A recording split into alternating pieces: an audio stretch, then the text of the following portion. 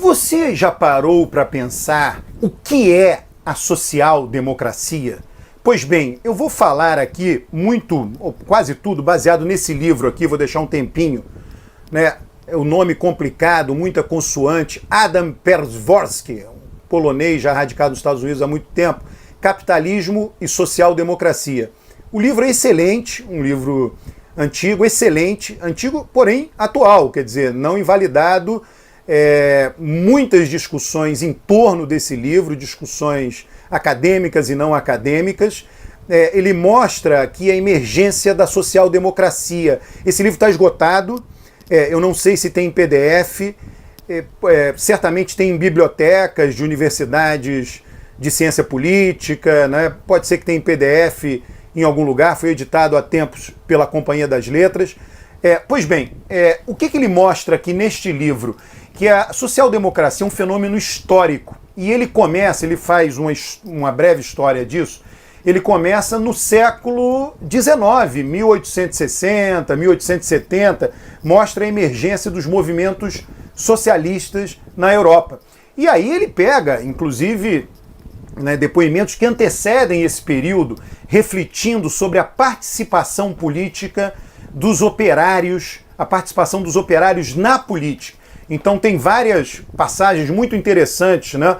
Ele pegando reflexões de Marx, Engels, Rosa Luxemburgo e muitos líderes importantes da esquerda, não tão famosos como esses três que eu mencionei, mas famosos também, refletindo como deveria ser a participação dos operários na política, revolução, eleição. E aí ele diz o seguinte, bom, o que aconteceu efetivamente na história, né? Imaginem, o governo hoje, quando a gente olha o governo, a gente olha uma coisa imensa. Banco Central, Estado de Bem-Estar Social, SUS, universidade pública, escola pública de primeiro grau, de segundo grau, ensino fundamental. Não existia isso no século XIX, nada disso existia. O governo era uma coisa mínima. O governo regulava algumas coisas, tinha um poder de polícia, tanto é que isso está nos escritos de Marx. Ele viu o governo isso como um poder de polícia para segurar os operários e impedi-los de defender seu interesse, de fazer a revolução rumo a uma sociedade sem classes.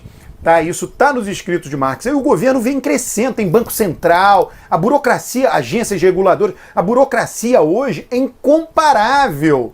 É incomparável, o governo só fez crescer lá do século XIX, século XX para cá. E continua crescendo, as atribuições vão aumentando, aquecimento global, então precisa agências de governo para regulamentar a poluição, a emissão de gases. Então todo o poder regulatório e muitas vezes de produção de bens e serviços do governo vem aumentando desse período da emergência da classe operária para cá, da classe operária industrial. Bom, pois bem, aí o que ele mostra, tá? Ele mostra o seguinte, houve ali uma discussão, mas houve um grande consenso entre os líderes, né, da classe operária, inclusive de seus teóricos, que era necessário participar da política, porque o governo reprimia a classe operária, reprimia a polícia mesmo, na rua, batendo. Então é o seguinte, a gente tem que fazer um partido e entrar na política, entrar dentro do governo para impedir a repressão, porque com essa repressão não há como chegar ao socialismo, não há como chegar à revolução. Tá? Isso 1860, 1870.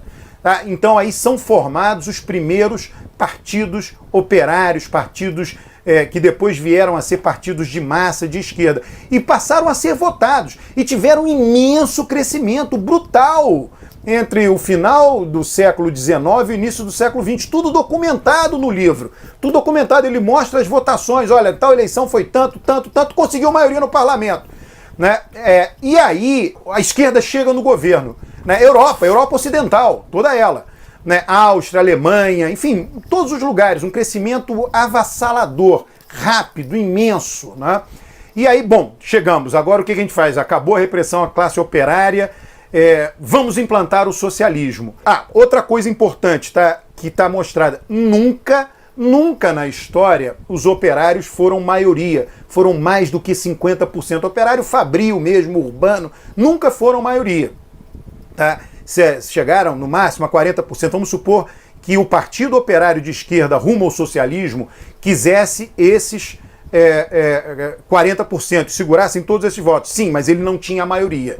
Ele até conseguia a maioria no parlamento, mas em função de votos que vão além da classe operária. E aí tem que atender o interesse desse grupo também. Bom, pois bem, chega ao poder.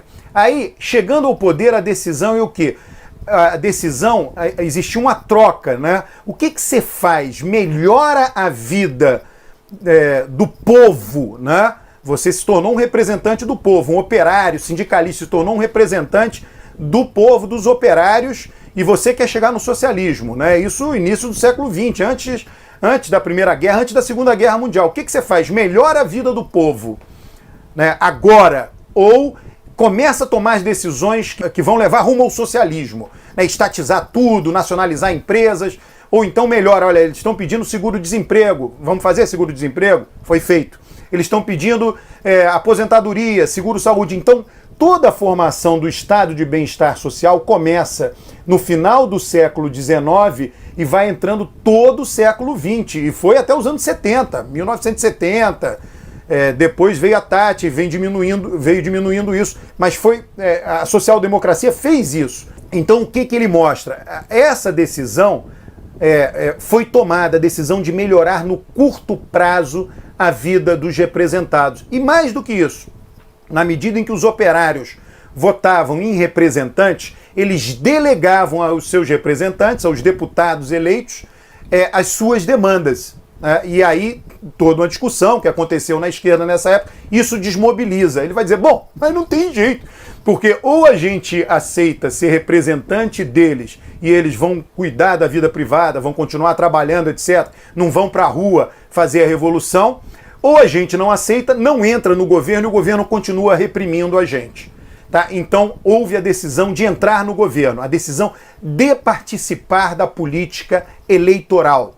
Que muitos diziam, o sistema burguês, a política burguesa, a democracia burguesa, enfim, independentemente da denominação que se dê a isso, a decisão foi de participar. E graças a essa participação, muito se melhorou da vida dos representados. Os representantes tomaram decisões para melhorar a vida dos representados. E uma das discussões que a esquerda teve, ela se deu conta ao chegar ao poder, era o seguinte, olha, para a gente continuar melhorando a vida de nossos representados, a gente precisa do crescimento econômico. O crescimento econômico aumenta a arrecadação, tendo maior arrecadação eu posso gastar mais e melhorar mais a vida do povo pobre, dos operários. Tá? E aí a esquerda no poder se dá conta o seguinte, o investimento privado é o que assegura o crescimento econômico. Então os capitalistas, aqueles que são donos do capital, o que é o investimento privado? O investimento privado é a poupança. Aquele que recebe muito pouco não poupa. Ele gasta tudo que ele recebe. Na medida que você passa a receber mais, ganhar mais, começa a abrir uma margem no seu orçamento para poupar. Uma empresa tem isso maior do que qualquer entidade, qualquer pessoa física, né? Então isso é o investidor, são empresários que tem lá, eles são ricos, consomem, tem um consumo privado, pessoal, familiar deles, mas eles têm uma parte muito maior do que isso, que é a poupança. A empresa poupa para investir, para o quê? Para que a empresa cresça. E ao crescer, gera mais emprego, gera mais tributos, o Estado arrecada mais e gasta mais, melhorando a vida da população. Então, isso é uma discussão da esquerda, tá? Está tudo aqui nesse livro, né? Eles se dão conta do seguinte, bom, a gente precisa dos investidores, a gente tem que fazer com que eles invistam, porque o investimento deles hoje assegura o aumento do bem-estar na frente, o investimento presente assegura a melhoria de vida futura. E aí eles dizem o seguinte, bom, mas dá para fazer a transição para o socialismo como? Nacionalizando todas as empresas privadas que interessam? Alguns tentaram, aí vem uma crise brutal. Uma crise por quê? Porque os investidores olham aquilo, existe todo um sistema jurídico, existe a força real do dinheiro, a força real dos investidores, eles olham aquilo e dizem, está estatizando, peraí, vou tirar o meu dinheiro daqui desse país, vou levar para outro. Vou levar para um país que não está nacionalizando, não está estatizando as empresas. Tá? Então, é isso que o investidor faz. Então, a esquerda no poder, século XX, início do século XX, se deu conta da imensa dificuldade de se fazer a transição do capitalismo para o socialismo, porque a estrutura, a espinha dorsal do sistema capitalista, todos nós temos aqui uma espinha dorsal. Aquilo que mantém em pé o sistema capitalista, estruturalmente, é o investimento. O investimento, por quê? Todo mundo está pensando no bem-estar futuro. Então, ela não pode quebrar a espinha dorsal. Se quebrar, cai o bem-estar da classe operária e ela vota num outro partido de oposição que não será a esquerda. Então, nacionalizou, o investimento sai do país, o investimento sai do país, desemprego, crise econômica, perda de renda, próxima eleição não dá a maioria para aqueles que tentaram levar o país ao socialismo. Foi isso que eles se deram conta no governo. Então, eles decidiram reformar o capitalismo. Esse é o que ele mostra, esse é o Pacto Social-Democrata. Qual é o Pacto Social-Democrata? Os partidos de esquerda que representam o povo, os operários, a população mais pobre, faz um acordo mesmo de alternância do poder, não é um acordo dentro do governo, que ele decide não levar o país ao socialismo, ele ia se dar mal, mas decide reformar o capitalismo, e os partidos que representam os burgueses, os capitalistas, as classes mais altas, a classe média, aceitam melhorar a vida do povo, dizer eu me abstenho de parte do meu lucro para que esse lucro seja transferido para a população pobre. E esse acordo nós vivemos até hoje dentro deste grande acordo social-democrata.